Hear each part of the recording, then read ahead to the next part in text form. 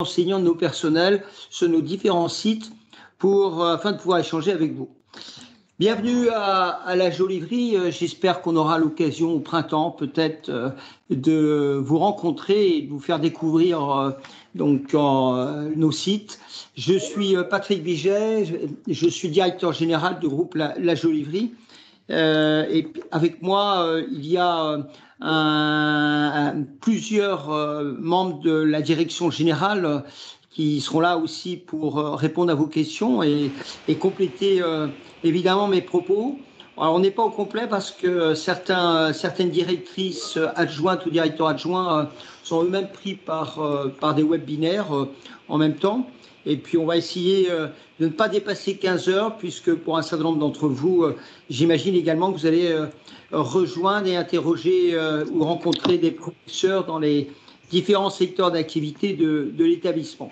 Je voudrais vous présenter, ou en tout cas, je vais leur demander de se présenter pour les responsables de sites qui sont avec moi. Je voudrais d'abord commencer par l'adjointe en pastorale, donc Chantal, qui va se présenter. Bonjour à toutes et à tous, donc Chantal Bonneau, adjointe en pastorale. Je suis accompagnée par 3 animateurs en pastorale scolaire et nous cheminons ensemble avec vos jeunes sur l'ensemble des sites du groupe La Joliverie. Merci. La Joliverie est composée de structures qui vont de la maternelle élémentaire jusqu'à l'enseignement supérieur. Pour cet après-midi, j'ai souhaité qu'on concentre notre intervention sur le niveau bac. Donc, je vais demander au directeur adjoint des lycées, aux responsables des lycées de se présenter, puis de présenter brièvement leur structure. Monsieur Robin. Oui, bonjour à tous. Donc, Serge Robin, directeur adjoint en responsabilité du site sur la route de Clisson, donc pour les lycées, à la fois le lycée professionnel, le lycée général et le lycée technologique. Ça représente un peu plus de 1500 jeunes en formation, à la fois en lycée pro, en lycée général et technologique. Donc voilà, bienvenue à tous. Je profite d'avoir la parole pour vous redemander, pour ceux qui ne l'auraient pas encore fait, de couper vos caméras et de couper vos sons. On aura l'occasion de vous redonner la parole en fin d'intervention. Alors, vous pourrez à ce moment-là poser les questions. Merci. Monsieur Guibert, pour le pôle des arts. Oui, bonjour à tous.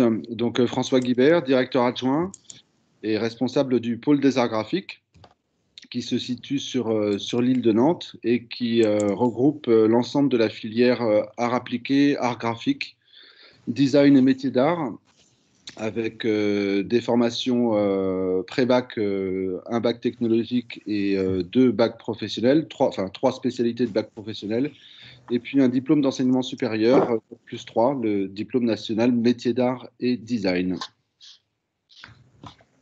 Merci. Pour les lycées, il y a également, et pour le pré-bac, donc Madame Émilie Blouet, à qui j'ai confié à cette rentrée la responsabilité du site de la Baugerie, car vous l'avez certainement appris, le lycée de la Baugerie a intégré le groupe La Joliverie par une fusion-absorption à la rentrée dernière. J'en suis donc également le chef d'établissement et j'ai nommé donc Émilie Blouet pour assurer la responsabilité de ce site.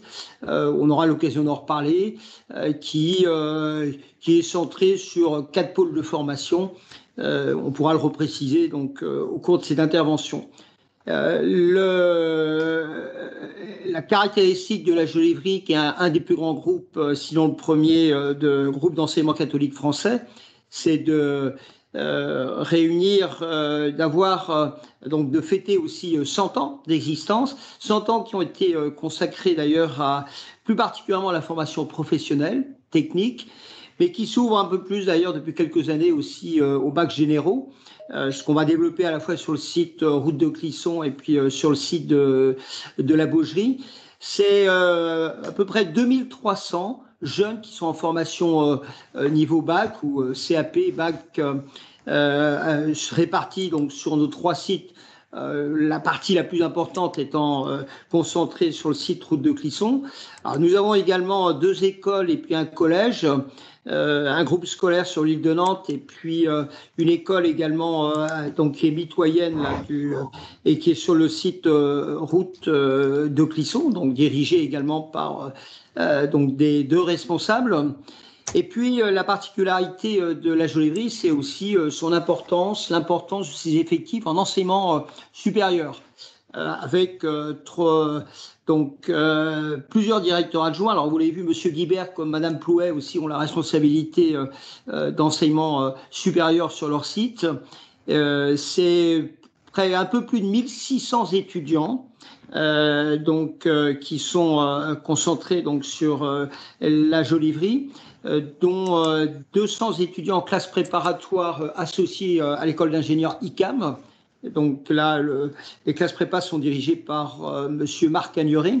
Et ces classes prépa sont sur le site de Carquefou, donc là où réside l'école d'ingénieurs ICAM. Mais ce sont des étudiants qui sont sous la responsabilité de la Jolivry.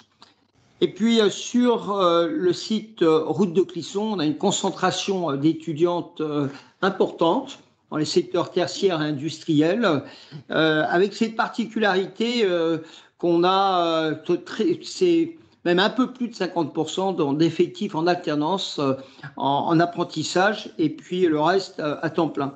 Donc, je souhaiterais que M. Benoît se présente et puis nous dise quelques mots de ce pôle supérieur qui est en réorganisation d'ailleurs sur le site route de Clisson et qui concentre près de 1400-1500 étudiants.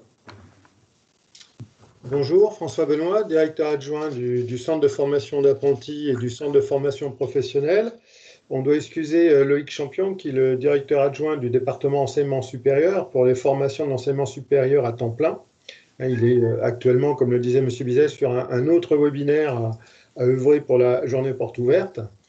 Le département enseignement supérieur en formation donc, temps plein, c'est le secteur du bâtiment, le secteur de l'automobile, le secteur de la comptabilité de la gestion, du commerce, le secteur également de l'informatique, avec notamment des bachelors préparés avec, et sur le concours de l'université de Coventry en Angleterre.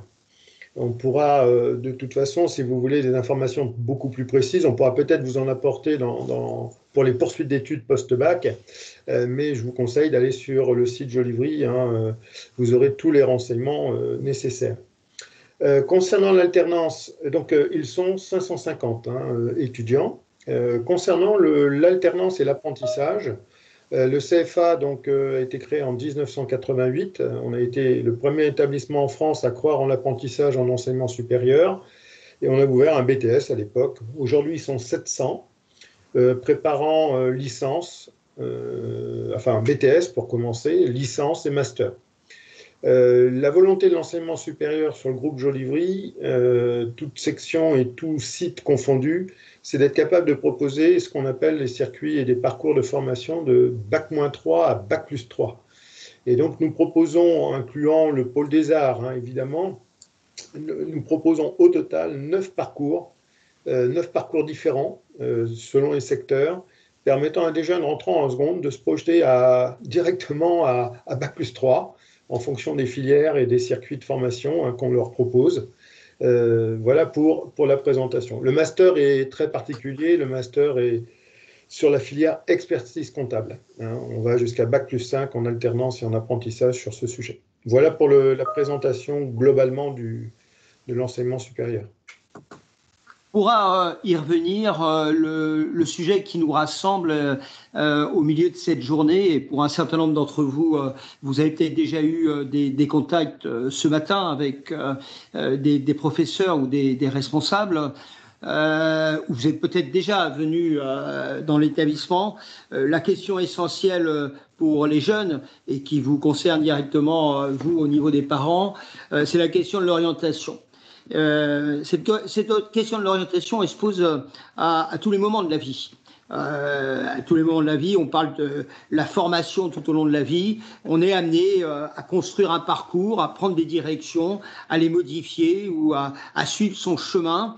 Mais au gré des rencontres, au gré de notre expérience, les choses évoluent. Et puis au gré aussi de l'évolution de la société et du monde du travail, eh bien, on donne une orientation, une autre orientation possible à notre vie, à notre carrière. Et cette question, elle se pose évidemment dès le plus jeune âge, et notamment à la sortie de la troisième. Alors je sais qu'il y a aussi certainement des élèves de quatrième qui sont avec nous, et leurs parents, et je trouve que c'est bien. Il y a certainement aussi peut-être des élèves et des familles de seconde qui sont avec nous, qui se posent aussi la question du choix qui a été fait. C'est une question qui est cruciale, qui est compliquée, qui est difficile. À 15-16 ans, combien parmi nous, combien savaient précisément ce qu'on allait faire.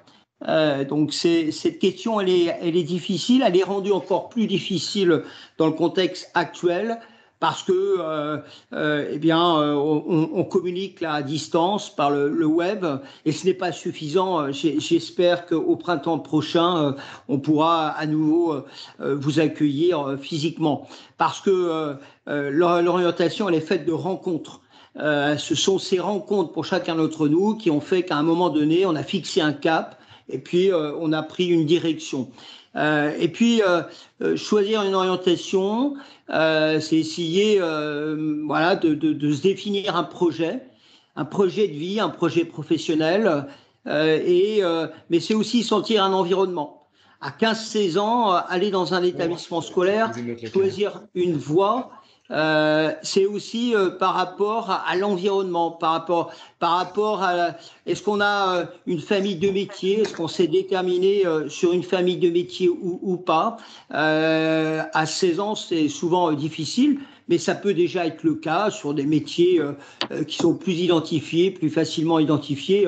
Dans nos secteurs, je pense à la mécanique, je pense aussi aux arts graphiques, mais je pense au design, je pense parfois à des métiers très classiques, à la carrosserie, je pense aux métiers de comptable, mais ce n'est pas toujours aussi évident. Alors, s'orienter, c'est déterminer ses envies. Et il faut commencer par ça. Et là, je m'adresse directement aux jeunes. La première chose, essayez de voir ce qui vous passionne. Voilà, qu'est-ce qui vous attire? Qu'est-ce qui pourrait vous attirer demain, mais aujourd'hui? Vous êtes attiré par le contact, vous êtes attiré, vous aimez les matières générales, vous aimez l'histoire géo, vous aimez l'économie, vous aimez la politique, vous aimez les mathématiques, ou vous aimez un enseignement concret, vous aimez la mécanique, vous aimez l'informatique, le numérique, vous aimez dessiner. Déjà, ça donne des pistes. Rien n'est acquis ou rien n'est arrêté définitivement. Ayez toujours conscience que moi, je connais peu de personnes qui ont réussi à avoir ou qui ont eu un parcours rectiligne en disant moi je veux faire ça et puis voilà, à 30-40 ans, voilà, mon chemin il est défini. Le chemin il va se définir et on va le construire ensemble. Le rôle de l'école c'est aussi ça. Définir des envies c'est pas toujours facile. Définir ce qu'on aime c'est pas toujours facile, surtout en matière professionnelle et en matière scolaire. En revanche, parfois, il est plus facile de définir ce qu'on n'aime pas. De définir, de dire, bah non, moi, voilà, j'ai envie d'un enseignement alterné, j'ai envie de découvrir l'entreprise plus rapidement, j'ai envie d'un enseignement concret, j'ai envie d'être dans le projet, j'ai envie de comprendre pourquoi j'apprends. Quel est le sens de ce que j'apprends? Donc, commencez par faire ce travail. Et je crois qu'en matière d'orientation, c'est évidemment la question du sens qui est fondamentale, mais elle nous accompagne tout le temps. Voilà, quel est le sens qu'on va donner à sa vie? Quel est le sens qu'on va donner à son projet? Là aussi, c'est un exercice difficile. Alors pour nous, en matière scolaire, c'est ce qu'on appelle le projet éducatif. Voilà, c'est le socle. Et il se trouve que dans l'établissement catholique aussi, voilà, on s'appuie aussi sur des valeurs catholiques, sur des valeurs chrétiennes, mais au-delà de ça, ce qui est important, c'est de se dire, Voilà, quelles sont ces valeurs sur lesquelles je vais pouvoir m'appuyer pour évoluer.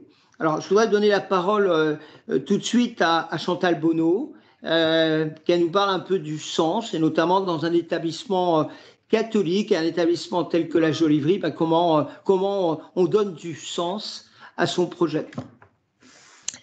Alors, la question du sens, effectivement, dans l'orientation est importante parce que ça va conditionner la future vie étudiante ou la future vie de jeunes professionnels, mais ça va également concerner l'ensemble de la vie du jeune, sa vie personnelle, familiale, sociale.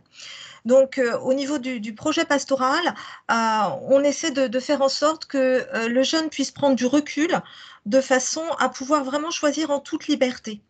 Et les propositions d'animation pastorale que l'on va présenter vont en ce sens, être à l'écoute du jeune, voilà, savoir entendre ses questions, lui permettre de dialoguer avec d'autres jeunes, avec des adultes de l'établissement, mais aussi avec des intervenants extérieurs qui ont eu un choix de vie plus particulier. Ça va leur permettre d'apprendre à mieux se connaître eux-mêmes, de discerner ce qui leur convient, ce qui leur plaît, ce qui leur semble être bon pour eux. Et puis, au sein du groupe La Jolivrie, on pense aussi que l'action concrète est importante. Alors, pour leur permettre de s'ouvrir au monde, on les invite à participer à des actions solidaires en lien avec différents partenaires associatifs.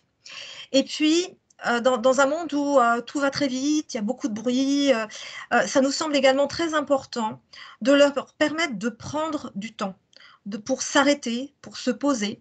Et on va leur proposer des temps d'intériorité, voilà, pour se recentrer sur ce qu'ils vivent, essayer de se poser les bonnes questions. Voilà, ce que je vis actuellement, est-ce que ça me convient? Je continue en ce sens? Ou est-ce qu'il y a des choses à revoir, à améliorer?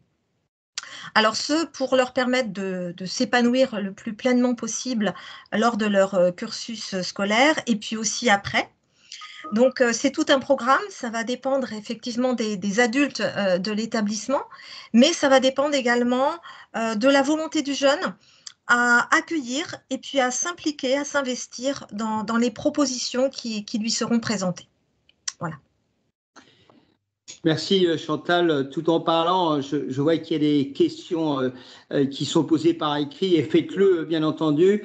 Les responsables des sites voilà, vont vous répondre en même temps. Alors vous ferez attention parce que parfois eux ne savent pas si l'un ou l'autre a répondu. Alors vous pouvez avoir 2 ou 3 réponses, mais suivant les thématiques, ils se répartissent les rôles. Vous l'avez vu, la thématique, en tout cas moi, que j'ai posée avec l'équipe de direction, et du reste, si nous sommes plusieurs à vous répondre, c'est que c'est bien un collectif.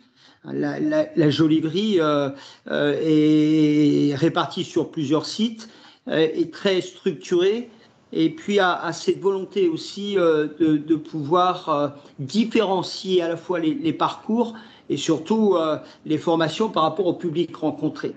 Il y a une chose qui m'agace souvent, c'est qu'on puisse dire, voilà, un établissement de petite dimension est un établissement à taille humaine. Moi, je revendique le fait que la Jolivrie, aussi importante soit-elle quantitativement, est un établissement à taille humaine parce qu'elle rassemble 400 professeurs, il y a 200 salariés, il y a une équipe de direction qui est très conséquente.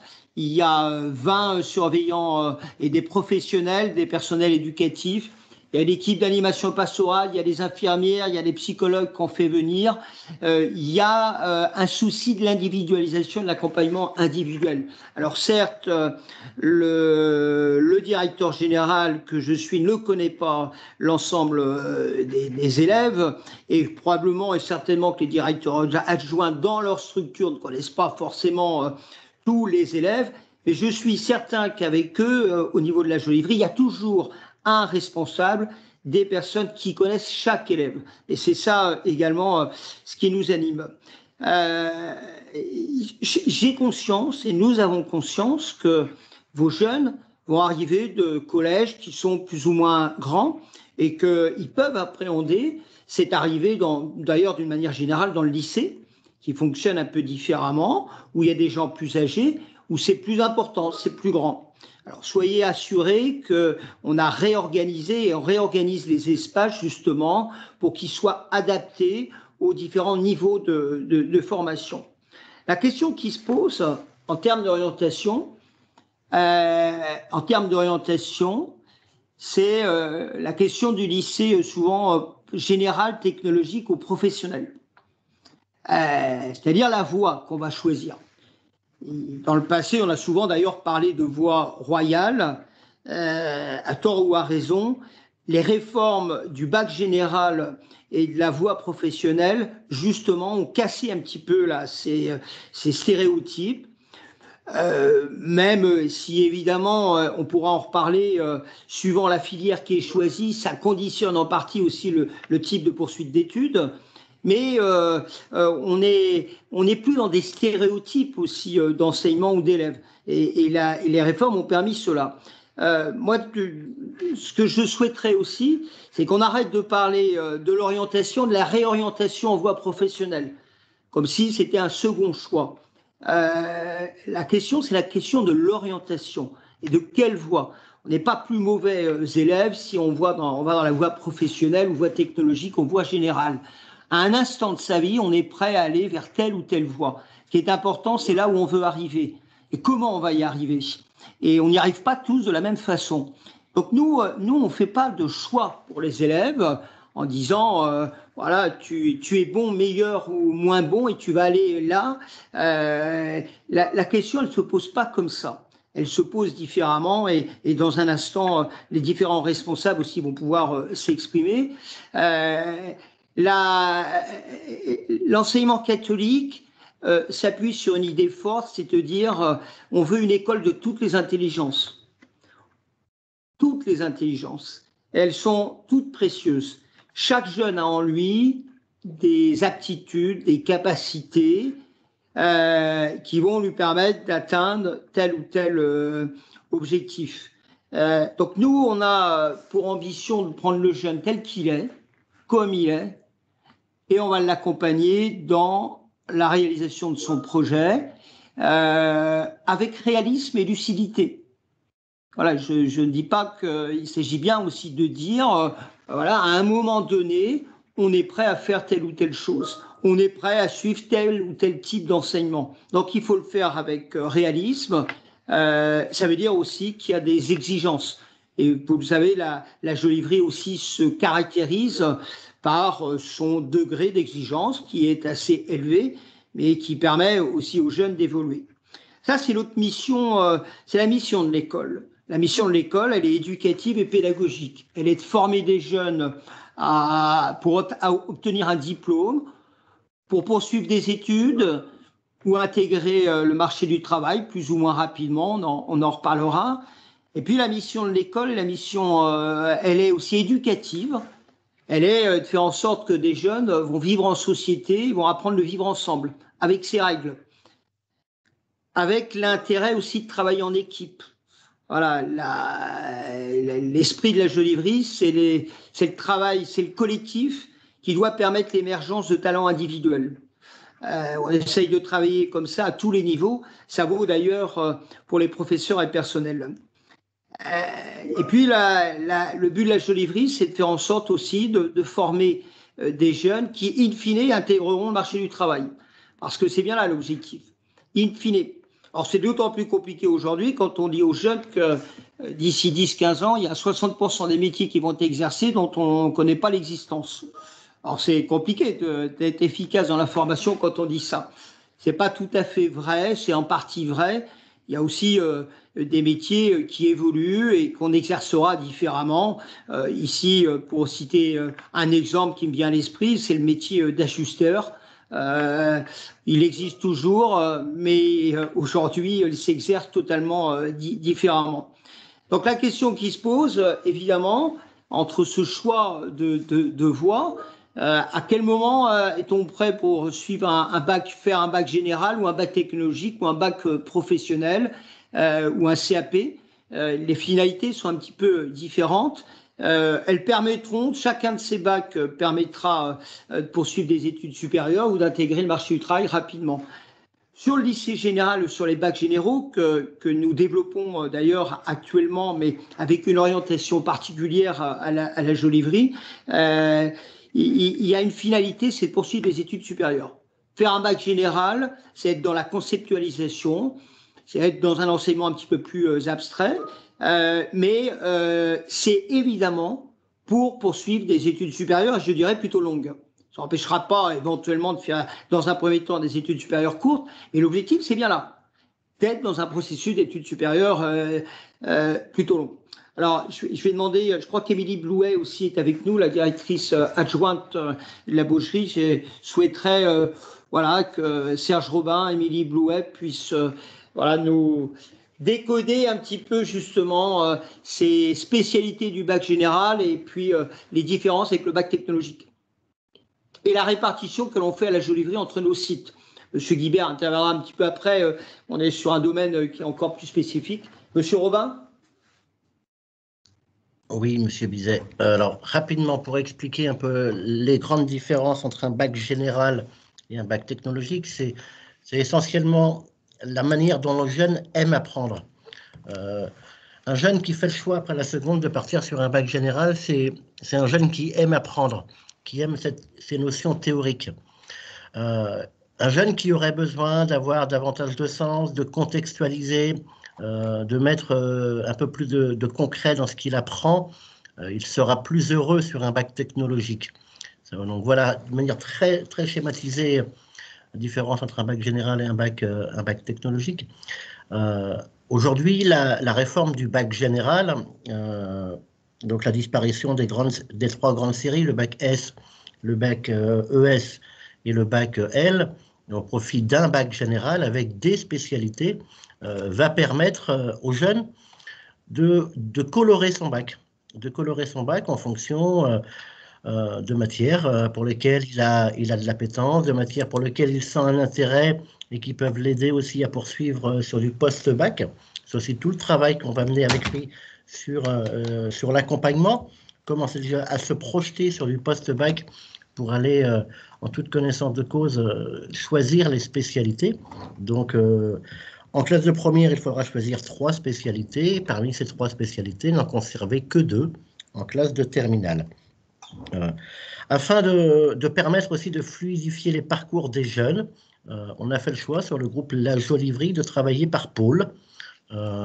Donc le pôle route de Clisson sera essentiellement un pôle pour le lycée général et technologique autour de 2 grands pôles.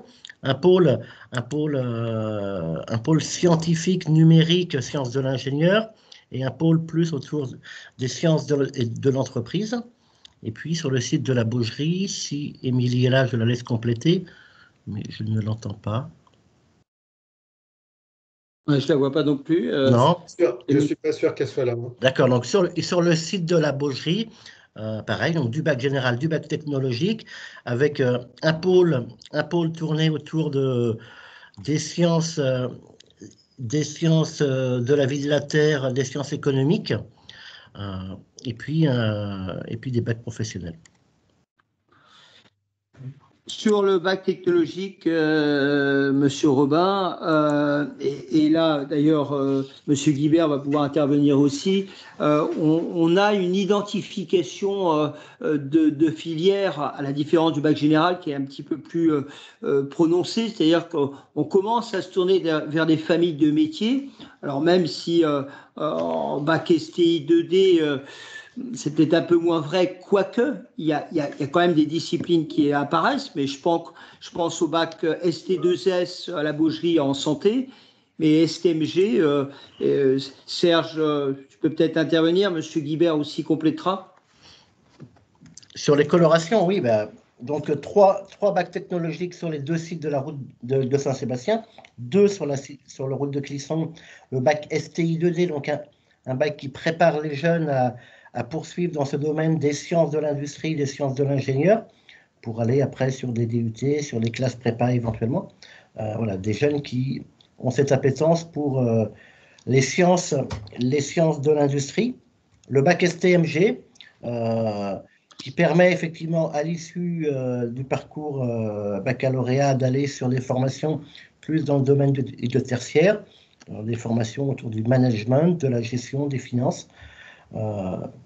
Voilà, et le bac STD2S, comme disait M. Bizet, voilà, sur le site de la Baugerie, plus autour de santé, service à la personne, santé, pour aller plus sur les études dans ces domaines-là post-bac. Oui, in fine, pour un bac technologique, il s'agit bien aussi de poursuivre dans l'étude supérieure. Ce n'est pas un diplôme d'insertion professionnelle, on est bien d'accord, mais peut-être dans un premier temps un petit peu plus sur des études supérieures plutôt de courte durée, ce qui voudra, qui n'empêchera pas éventuellement d'aller vers un bac plus 3, et M. Benoît pourra en parler tout à l'heure, mais ou un bac plus 5, mais ça se fait peut-être plus par étapes, à la différence d'un bac général. Serge, oui, c'est ça. François. C'est exactement ça, le bac technologique, de par son approche, le fait qu'on va ramener davantage de concret va aussi permettre aux jeunes de trouver du sens dans ces apprentissages. Et effectivement, à l'issue du baccalauréat technologique, le jeune, globalement, se dirige plus vers des études supérieures à vocation courte, c'est-à-dire plus vers des DUT, des BTS, voire des bac plus 3, mais voilà, on a aussi parfois quelques jeunes qui vont sur des écoles de commerce, qui vont sur des prépas ingénieurs. Mais effectivement, si dès la seconde, le projet du jeune, il est, après le baccalauréat, de partir sur les écoles d'ingénieurs, peut-être on va lui conseiller davantage, peut-être d'aller sur un bac général avec une spécialité sciences de l'ingénieur, parce qu'on sent qu'effectivement, il a cette appétence pour ces métiers-là plus tard. Oui. Alors, est-ce que dans le domaine des arts graphiques, M. Guibert, comment s'y prend-on? On a beaucoup de jeunes qui veulent intégrer les arts graphiques, et particulièrement le bac STD2A, qui est un bac technologique, mais qui est en termes d'exigence en enseignement général, qui n'est pas très éloigné des exigences d'un bac général. Bah oui, tout à fait. Pour poursuivre sur les propos sur le bac technologique, donc en STD2A dans la filière métier d'art et design, puisque là, c'est vraiment ce bac-là est vraiment une introduction à la filière métier qui s'appelle maintenant métier d'art et design en enseignement supérieur. On reste, oui, pour les bacs technologiques d'une manière générale, dans l'apprentissage ou la compréhension de notions, mais par la voie de l'exploration et de l'expérimentation. Donc, on rentre dans le concret. Dans le bac STD2A, on va apprendre une méthodologie de la démarche de projet, de la démarche créative. Et ensuite, l'enseignement supérieur permet de se spécialiser dans un domaine, alors en ce qui concerne cette filière métier d'art et design, dans un domaine particulier du design et dans un des métiers d'art qui sont très très nombreux. Et puis, comme le disait M. Bizet et M. Robin, ça va par étapes. Alors aujourd'hui, il y a des réformes qui ont lieu dans l'enseignement supérieur, dans cette filière métier d'art et design, avec un nouveau diplôme en bac plus 3, au lieu des BTS qui donnaient un niveau bac plus 2 auparavant. Et puis, il faut aussi penser à la réforme des IUT, qui aujourd'hui passent de diplômes DUT bac plus 2 à des BUT, donc des bachelors, qui sont des bac plus 3. Donc voilà. Et après, il y a en enseignement supérieur, on va pouvoir éventuellement poursuivre vers des spécialisations encore plus pointues au niveau master. Mais voilà comment ça se passe pour les bacs technologiques. Ouais.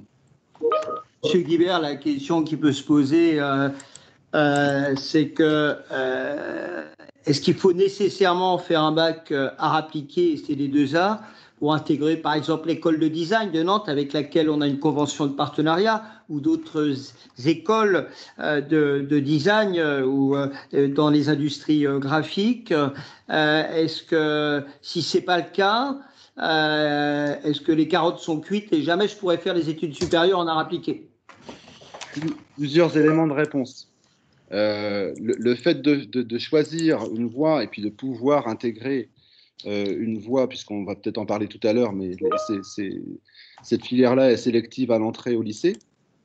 Mais le fait de pouvoir poursuivre un cursus en art appliqué au lycée va pouvoir être favorable quand on va étudier votre dossier à l'entrée en enseignement supérieur. Mais je parlais des réformes.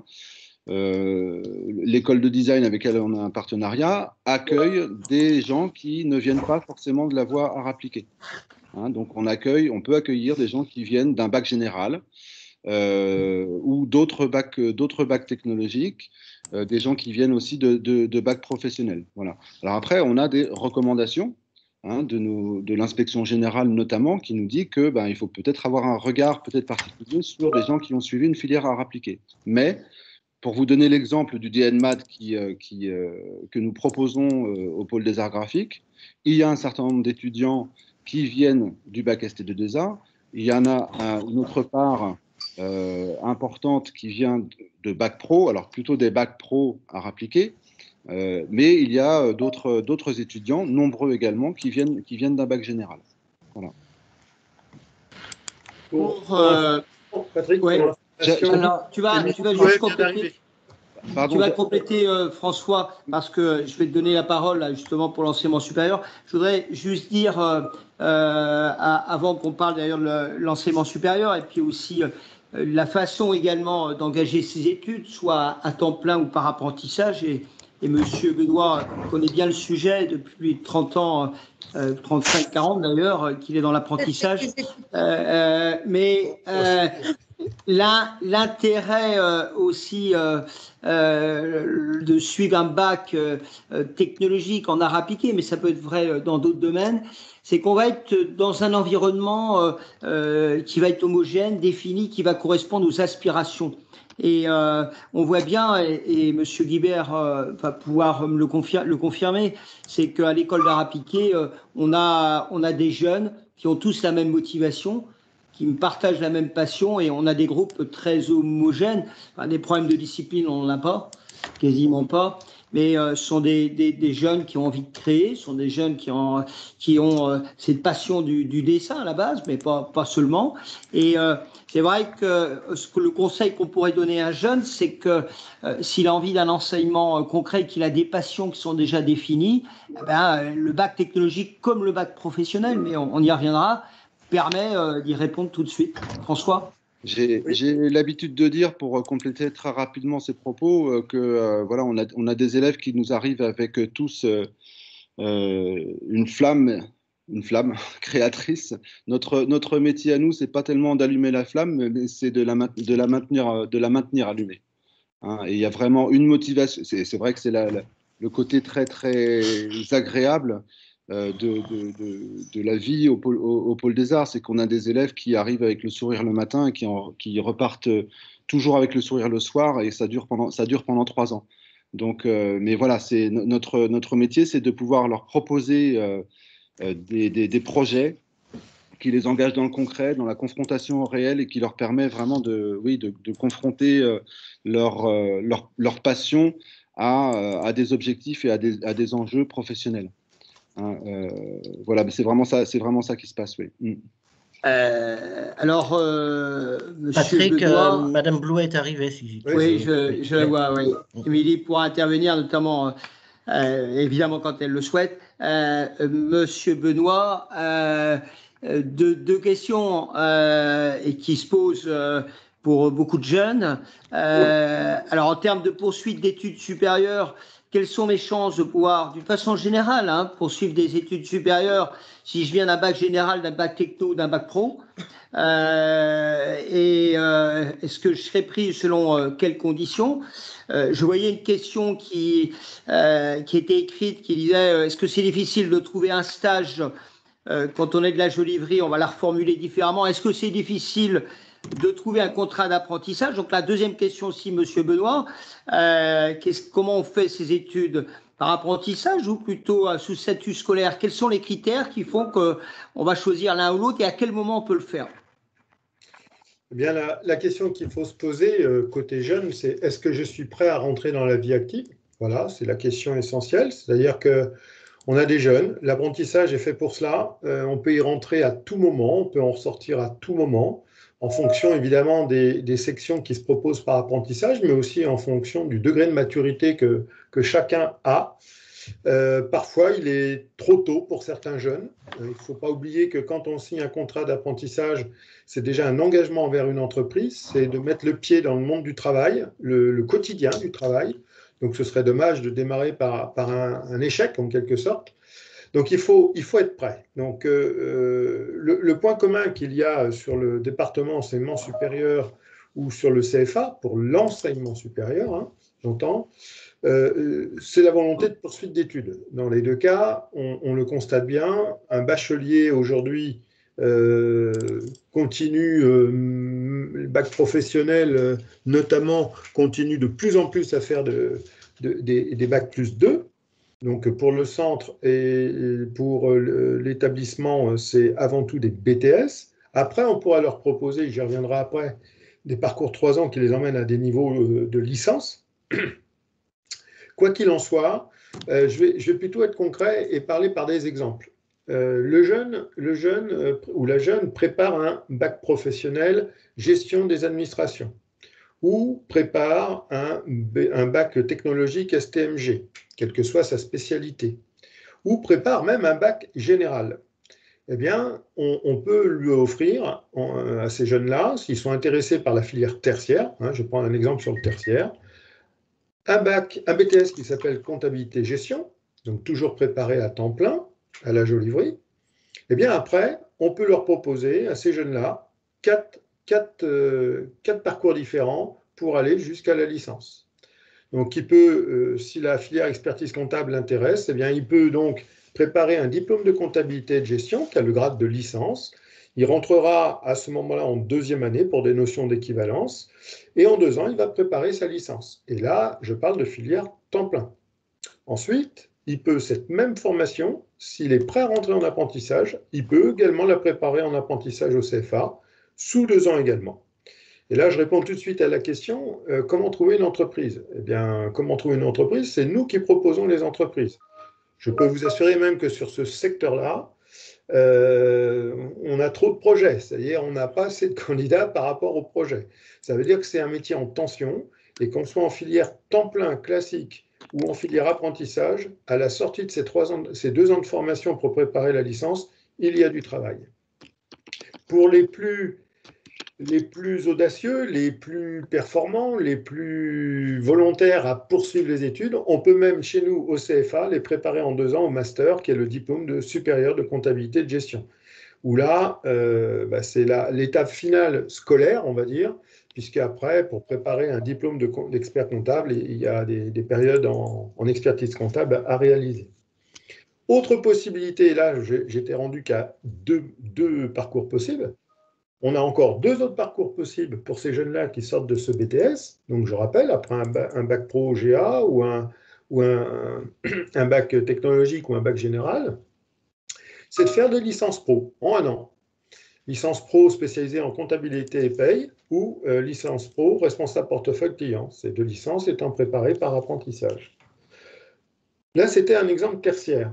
On a aussi la filière industrielle. La filière industrielle, je ne peux pas toutes les citer, il y en a trop, mais si je prends un exemple sur le même schéma que le tertiaire, eh bien un jeune qui prépare un bac STI 2D, un bac technologique STI 2D, ou on va être très concret, un bac professionnel technicien d'usinage, par exemple, ou même un bac général, pourquoi pas, peut très bien chez nous préparer un BTS. Alors là, il sera en apprentissage dès le BTS, un BTS dans la fabrication, hein, pour résumer. Eh bien, à l'issue de ce BTS, il y a bien sûr du travail, mais on peut aussi faire une poursuite d'études en licence générale de mécanique qui va permettre de faire un tremplin pour ces jeunes pour rentrer en école d'ingénieur. Alors, c'est vrai que quand on a commencé à goûter à l'apprentissage, en général, les jeunes restent en apprentissage, donc ils prépareront un diplôme d'ingénieur en apprentissage. Hein. On a alors, ce n'est pas forcément des partenaires, mais on a des écoles d'ingénieurs avec qui on travaille depuis longtemps, pour lesquelles on a des jeunes qui poursuivent et pour lesquels ça se passe bien. Ou, comme c'est une licence générale, faire même un master. Donc, ça veut dire que partant d'un bac pro ou d'un bac STI ou bac général à la Joliverie, on peut vous emmener sur ce schéma-là jusqu'à la licence mécanique. Et puis le dernier exemple que je citerai, parce que là c'est un peu ça traduit un peu ce que disait M. Bizet, c'est-à-dire qu'il y a des parcours tout droit et puis il y a des parcours pas forcément tout droit. Un jeune part d'un bac pro ou d'un bac STI 2D pour faire un BTS dans la mécanique automobile, et puis il s'aperçoit qu'à la Jolivry, en BTS mécanique automobile, quand il fait ses stages, il aimerait bien devenir commercial. Eh bien, pour tout les BTS ou DUT, quand ce sont des jeunes qui viennent de l'extérieur, bien sûr, mais pour tous les BTS du bâtiment, de l'automobile, de la mécanique, de la Jolivry, on leur propose une licence générale conseiller technico-commercial, par apprentissage, bien évidemment. Ça montre aussi qu'on peut démarrer sur un circuit, sur un parcours, qu'on pense aller jusqu'au bout, même pourquoi pas jusqu'en licence, et puis, entre-temps, eh bien, on a cette opportunité de changer de statut en devenant apprenti, mais aussi de changer de filière en passant de technicien à commercial. Voilà un petit peu le résumé de ce que je pourrais dire sur ta question, Patrick. Merci François, j'en connais même certains qui aiment tellement ces parcours de formation qui restent à la Jolivry, qui deviennent soit professeurs ou formateurs. Et voire même d'ailleurs, qui pourraient même devenir directeur adjoint et voir par la suite, n'est-ce pas? Il y en a quelques-uns là. Je voyais des questions, il y a eu des réponses qui ont été apportées sur les entreprises. Il faut savoir qu'il y a plus de 4000 entreprises qui gravitent autour de la Jolivry. Donc il y a un gros travail qui est fait dans ce domaine-là de la part de formateurs ou de professeurs. On a des professeurs et des formateurs qui sont très expérimentés, donc qui ont aussi un bon carnet d'adresses. Et puis l'histoire de l'école, nos anciens, on a un réseau d'anciens évidemment qui est très important, donc qui permet plus facilement à nos propres élèves non seulement de trouver des stages ou des contrats d'apprentissage, mais aussi des emplois. Au passage, on a un service emploi. Je pense, Patrick, qu'on peut aussi afficher que ce soit, et les collègues du lycée m'arrêteront, mais je sais que la réponse est positive, c'est qu'un jeune, lorsqu'il est envoyé en stage pour les lycées ou lorsqu'il est placé en entreprise pour l'apprentissage, il n'est jamais abandonné et laissé livrer à lui-même. L'équipe pédagogique le suit en entreprise. On conseille le tuteur, on conseille l'entreprise sur l'évolution, la progression des activités à mener en entreprise. Un stage ou une période d'apprentissage, ils n'y vont pas comme ça. Il y a des choses à faire, il y a des activités à mener, des tâches à réaliser. Et les entreprises sont conseillées par l'équipe pédagogique de l'établissement. Comme tu le dis, François, un stage, c'est une période de formation. Voilà. Les entreprises sont des partenaires de la formation. Aujourd'hui, on appelle ça non plus des stages, mais des périodes de formation en milieu professionnel. Pour une fois, on a inventé un nom à rallonge qui a vraiment du sens. C'est-à-dire que les entreprises sont vraiment des partenaires de nos formations. Il y a des objectifs professionnels qui correspondent au référentiel de formation et des compétences que les élèves doivent valider pendant ces périodes de formation. Et pour ajouter encore l'importance de l'entreprise, qui est co-formatrice, comme tu dis, François, c'est que selon les diplômes, je dis bien selon les diplômes, il y a des activités en entreprise qui sont notées et qui sont fondamentales pour l'obtention de l'examen. Pour l'examen, oui. Alors, tu évoquais aussi, et M. Benoît évoquait ces parcours, l'agilité dans les parcours. Je crois qu'au cœur de nos réformes et au cœur des emplois futurs demain, il y a deux mots qui apparaissent. C'est l'agilité et la mobilité. La Jolivry donc, est sur plusieurs sites, prépare à 70 formations, propose différents types de formations et différentes manières donc, de pouvoir le faire.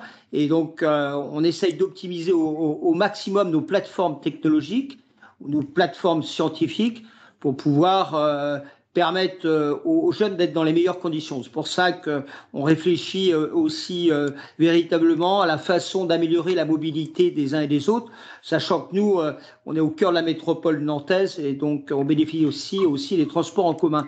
Mais là où je veux en venir aussi, c'est que si au sein même de notre groupe, il y a des possibilités d'évolution en études supérieures, on a aussi énormément de partenariats. 13 formations de l'établissement sont en co-formation avec l'université de Coventry, avec le CNAM, le Conservatoire national des arts et métiers, avec d'autres établissements, avec des écoles d'ingénieurs, avec Polytech, l'université de Nantes pour certains projets, donc avec l'ICAM, bien entendu. Donc là aussi, être à la Joliverie, préparer un bac, voire s'engager dans les études supérieures, c'est aussi un passeport qui permet aussi de pouvoir poursuivre des études supérieures dans un autre établissement nantais ou régional. La question aussi qui se posait, et je voudrais qu'on y revienne un petit peu plus avant de vous donner la parole, c'est aussi le bac professionnel. Je l'ai dit en entrée, ou le CAP, arrêtons de parler de réorientation quand on va vers la voie professionnelle. La voie professionnelle, c'est aussi une orientation et qui peut permettre d'ailleurs d'être dans un cycle court d'études, mais aussi parce que le bac pro, ça reste un diplôme d'insertion professionnelle, mais également de poursuivre des études supérieures, parce que notamment en BTS, on se doit aussi d'accueillir un certain nombre de bacs pro. Mais c'est surtout une formation qui va permettre à des jeunes, à un moment donné, de se révéler, de s'épanouir, d'avoir un enseignement qui leur correspond mieux. Alors, je suis sûr que, et là je m'adresse aux jeunes là, qui nous regardent, on a évidemment là que des jeunes qui travaillent beaucoup, qui sont passionnés par leurs études, qui aiment l'école, qui n'ont aucun problème de discipline et pour qui tout réussit. En réalité, ce n'est pas tout à fait vrai. La vie est un petit peu plus difficile et on a des jeunes, souvent on dit aux jeunes, j'aime pas l'école. La question n'est pas tout à fait là. On a aussi le droit d'être heureux à l'école. On est heureux à l'école si on est dans la voie qui correspond à ce qu'on recherche, ce qui est un exercice difficile. Donc le rôle aussi pour nous, et notamment dans l'enseignement professionnel, et là on a une grande expérience, c'est de pouvoir vous accompagner, et notamment dans la filière professionnelle. Alors la filière professionnelle, c'est un enseignement qui est concret, qui touche une famille de métiers. Alors on va développer un nouveau projet, on a une nouvelle formation d'ailleurs sur le site de la Baugerie, notamment en santé sociale. On parle beaucoup de la santé. Alors c'est assez paradoxal, d'ailleurs on ne parle que de la santé et des problèmes de santé, mais finalement je ne suis pas sûr qu'on encourage les jeunes à aller dans ce domaine-là. Madame Blouet, qu'est-ce qui est passionnant justement dans ce milieu-là et dans ces formations de la santé et du social ? Au niveau de cette formation, on retrouve des jeunes qui sont énormément impliqués dans l'aide à la personne. Donc c'est un des facteurs de motivation. Et puis également, alors pour une insertion professionnelle directe après leur bac, voire aussi pour des belles poursuites d'études vers des formations d'éducateurs, d'infirmiers, d'auxiliaires puéricultrices, etc. Ces jeunes-là sont très impliqués sur la relation à l'autre, et ce serait une des caractéristiques du profil de nos jeunes. Et puis on a un nouveau bac également qui est le bac animation enfance et personnes âgées, qui va ouvrir à la rentrée de septembre, donc là qui sera plus sur des métiers d'animation, alors que le bac accompagnement, soins et services à la personne sera sur de l'animation et également du soin et du service aux personnes ayant besoin de soutien dans leur vie quotidienne. Jeunes enfants, handicapés ou personnes âgées. Dans cette formation-là, on envisage, on est un partenariat étroit avec la Fédération sportive et culturelle de France. Et dans ce cadre-là, il y a des modules de formation et des animations qui seraient proposés. Et notamment, on envisagerait que tous les élèves puissent passer le BAFA, entre autres. Donc, on va essayer de leur donner une spécificité. On va créer des modules. Je souhaiterais que M. Robin, M. Guibert puissent intervenir aussi. Donc, sur le bac pro, la particularité de cette formation, c'est de donner une qualification. Ce qui peut peut-être faire peur, c'est de se dire, moi, je ne suis pas forcément prêt, ou je suis passionné par un métier et je vais le trouver, l'automobile, ou je ne suis pas tout à fait prêt, et ça me fait peut-être un peu peur d'aller dans la voie professionnelle. Monsieur Robin, M. Guibert ?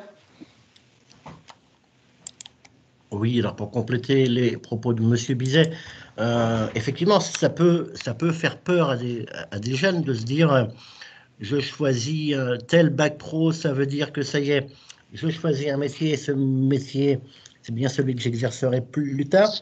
La rénovation de la voie professionnelle a fait apparaître des nouvelles modalités, notamment en classe de seconde bac professionnel, hein, puisqu'aujourd'hui, les bacs professionnels sont classés en famille de métiers. C'est-à-dire, en classe de seconde, on va rentrer dans une famille de métiers. Cette famille de métiers, elle peut permettre aux jeunes, à l'issue de la classe de seconde bac professionnel, de partir sur plusieurs bacs professionnels de cette famille de métiers. Ça peut permettre effectivement de rassurer les jeunes, de se dire, je ne suis pas enfermé dans un métier, mais je m'oriente plus vers une famille de métiers. Et cette famille de métiers, je vais la découvrir en seconde et je vais pouvoir après, en fin de seconde pro, choisir le bac qui correspond à mon projet professionnel. Oui, pour compléter et puis pour aller vers l'autre versant, c'est-à-dire la suite. Et puis ça répond un peu à la remarque qui était faite en début de réunion là, sur le chat tout à l'heure. On hésite beaucoup aujourd'hui entre bac techno et bac professionnel. Alors on parlait d'envie, hein, Monsieur Bizet parlait d'envie au départ. C'est la première question effectivement qu'il faut se poser quand on réfléchit à son orientation. Et puis Monsieur Robin parlait également tout à l'heure de manière d'apprendre. Hein, l'école de toutes les intelligences, c'est une école qui sait accueillir les gens qui apprennent tous de manière différente. Donc le choix au lycée d'une voie technologique ou professionnelle, il doit répondre déjà à ces deux questions. Et puis ce qu'il faut savoir aussi, c'est que dans la poursuite d'études en enseignement supérieur, vous avez des gens les gens qui ont suivi une voie professionnelle de plus en plus poursuivent leurs études, on l'a dit tout à l'heure. Donc plutôt sur des versions courtes. Si je parle moi de la filière qui concerne le pôle des arts, on est passé un premier diplôme qui est un niveau de bac plus 3 et qui délivre un grade de licence. Des gens qui ont suivi une filière technologique STD2A et des gens qui ont suivi un bac pro en communication visuelle et qui ont l'objectif d'aller vers l'infographie. Il faut savoir que ces deux profils d'origine peuvent accéder aux mêmes études supérieures dans les mêmes écoles. Il y a des webinaires aussi dans l'établissement en parallèle et je pense qu'il est important que les familles, les jeunes puissent échanger avec les professeurs et découvrir les locaux. Peut-être se garder encore 5-10 minutes s'il y a des questions. Donc là, si des personnes, il y a eu des questions qui ont été posées par écrit, je crois qu'on y a répondu. Oralement, on est à votre disposition pour quelques instants si vous avez des questions à nous poser. Donc, si vous avez des questions, n'hésitez pas, vous cliquez sur la main pour signaler que vous souhaitez poser une question, on vous donnera la parole.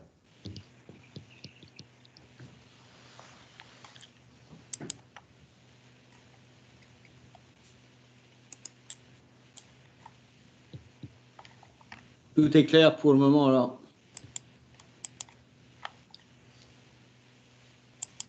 Pas de questions. On sera évidemment... Ah, ça y est, il y a deux questions. Monsieur ou Madame Baranger, vous pouvez prendre la parole. Bonjour. Bonjour. Bonjour. Je voudrais savoir quelles options et quelles spécialités il y a en général. Monsieur Robin, Madame Blouet, tous les deux.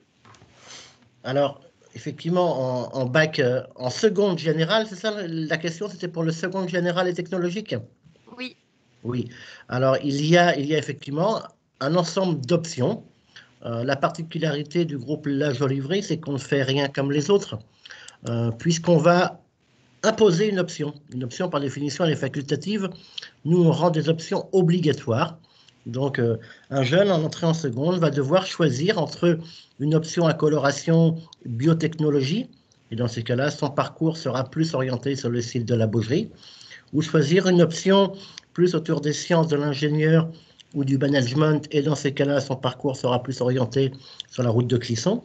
Et puis après, il y a toute une série d'options qui, cette fois-ci, sont facultatives autour des options du théâtre, des pratiques artistiques, Voilà, mais toutes ces options, vous les avez sur le webinaire qui suit, dédié aux classes de seconde.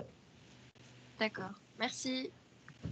Madame Louet, un complément ou pas? Management et gestion se fait sur les 2 sites, Baugerie et Route de Clisson. Et les options facultatives, vous en avez 6, effectivement, qui peuvent venir compléter, donc à voir selon ce qui vous intéresse. Il y a sport, il y a langue des signes en français, qu'est-ce qu'il y a d'autre, enfin, théâtre, etc., etc. Donc, allez voir le webinaire, ouais. Vous aurez des informations sur ces options facultatives. Il y avait une question de Madame Renaud. Oui, bonjour à tous. Merci Bonjour, pour cette présentation très intéressante. Et pour faire suivre cette présentation, je voulais savoir si vous aviez un moyen de donner rendez-vous de façon personnalisée aux jeunes et à ses familles pour se décider justement sur une filière ou sur un choix de bac technologique. Voilà. On a des rendez-vous. Alors, ça dépend à quel niveau est votre jeune, mais lors des rendez-vous d'inscription, parce qu'on parle de rendez-vous d'inscription, malgré tout, on sait très bien que le choix n'est pas forcément finalisé, le choix d'orientation du jeune, et on passe une demi-heure avec vous et votre jeune pour affiner le choix d'orientation. C'est-à-dire que éventuellement, vous venez pour la seconde générale et ça peut se profiler vers une filière professionnelle après échange avec vous et discussion. Ces rendez-vous d'inscription servent justement de rendez-vous d'orientation aussi. D'accord. En fait, moi, c'était la question avant justement l'inscription. Est-ce qu'il y a un moyen dans votre établissement d'avoir un petit entretien d'orientation, sachant que ma fille, elle est qu'en 4e, mais on commence déjà à se poser la question, est-ce que c'est bac général, technologique, avec peut-être à rapidité, enfin voilà. Ou est-ce qu'il faut plutôt s'orienter vers un centre d'information et d'orientation comme à la MAN, je ne sais pas si ça existe encore, mais ce genre de choses. Ou est-ce qu'on va directement voir votre groupe et pour un entretien individualisé? Ce sera peut-être plus en classe de 3e. Ouais. Là, en 4e, compte tenu aussi, je réponds à la place de M. Guibert, mais du reste, dans le contexte actuel, déjà, les entretiens, alors on les fait, on les maintient, mais vous imaginez que c'est un petit peu compliqué, il faut aussi les limiter. On a énormément de demandes, hein, tous les responsables sont très sollicités. La priorité est quand même donnée pour le moment aux élèves de 3e. Je pense que M. Guibert, sur les arts appliqués, me le confirmera. Il faut peut-être attendre pour peut-être plutôt l'année prochaine en classe de 3e, non? Oui. Alors après, la procédure est particulière pour le pôle des arts, parce que je disais tout à l'heure, les formations sont sélectives dès l'entrée en seconde, que ce soit pour le bac technologique ou les bacs professionnels, on procède un peu autrement. Et on n'a pas véritablement de rendez-vous d'inscription ou de rendez-vous d'orientation. C'est une sélection qui se passe en 2 étapes dans des temps ordinaires. Les temps ne sont pas ordinaires cette année, malheureusement. Donc avec une étude de dossier et un entretien pour les dossiers qui sont retenus à la première étape. Donc on espère pouvoir, je répondais à une question tout à l'heure là-dessus, pouvoir procéder à nouveau à ces entretiens et pouvoir vous recevoir, vous rencontrer, parce que ce sont des moments de rencontre. C'est l'évolution de la situation sanitaire qui nous dira si on pourra le faire cette année. D'accord, très bien. Merci beaucoup pour vos réponses. Je termine là. Ouais.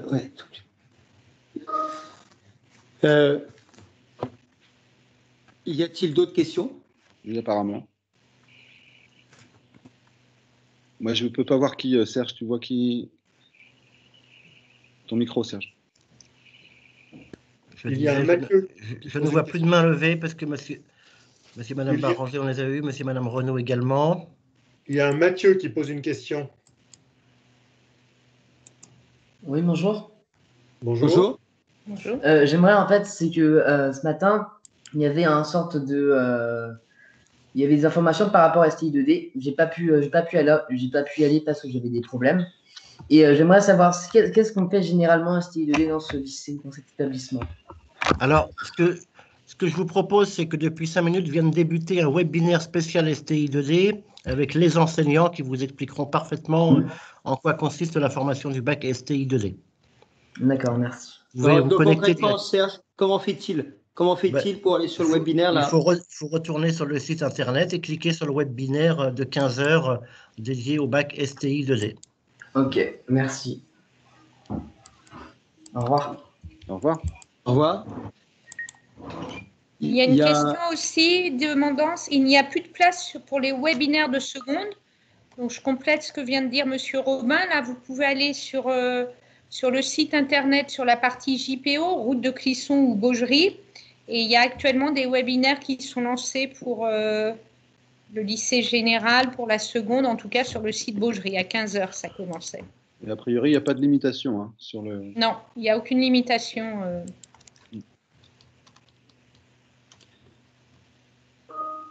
Est-ce qu'il y a d'autres questions? Excusez-moi, parce que je suis en train d'envoyer un message qu'il y a des alarmes qui se déclenchent sur le site. Alors, j'ai alerté Patrick déjà également. Bon, bah, très bien, je suis en train d'envoyer un message aussi. Est-ce qu'il y a, alors il y a quand même des webinaires là, je pense qu'on va s'arrêter là. Il n'y a pas d'autres questions. Je voudrais juste, on l'a peut-être pas suffisamment dit aussi, hier on avait énormément de monde également pour cette intervention. La Jolie Vrise, c'est l'école de toutes les intelligences, c'est l'école aussi qui accueille toutes les personnes, mais d'une façon, l'enseignement catholique, on est très sensible aussi à toutes les personnes, quelle que soit leur situation. Nous avons une Ulysse. Nous avons un référent handicap, on va en pré-bac aussi avoir un référent. C'est l'école aussi qui accepte toutes les différences. C'est important et on est très sensible à ça en essayant également de trouver des solutions, bien entendu. Voilà, donc je voulais presque quasiment conclure aussi pour dire, voilà, allez, on espère vous accueillir rapidement sur le site. Alors quand je dis rapidement, on n'en a pas la maîtrise, mais j'espère qu'au printemps, on est en réflexion avec tous les directrices et directeurs de collèges du secteur pour voir de quelle manière, voilà, en printemps, si c'est possible, qu'on puisse vous accueillir ensemble physiquement, parce que l'orientation, le choix d'un établissement, c'est le choix d'un environnement, c'est le choix de personnes, c'est le choix de filière, c'est la manière de travailler. On est toujours confronté à ça tout au long de sa vie.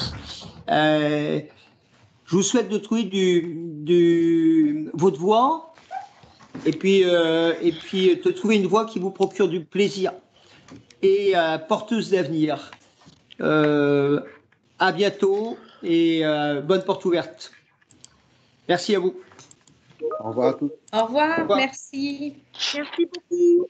Merci beaucoup. Belle présentation. À bientôt. Au revoir. Au revoir.